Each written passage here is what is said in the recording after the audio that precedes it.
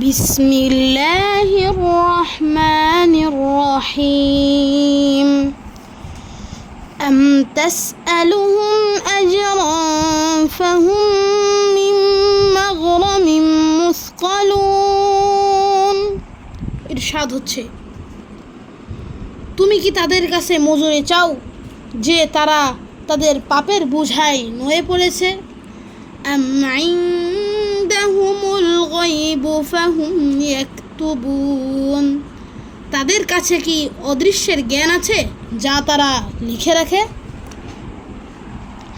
ফাসবির লিহুকমি রাব্বিকা ওয়ালা তাকুন কাসাহিবিল হুত ইয নাদা ওয়া হুয়া মাকযুম।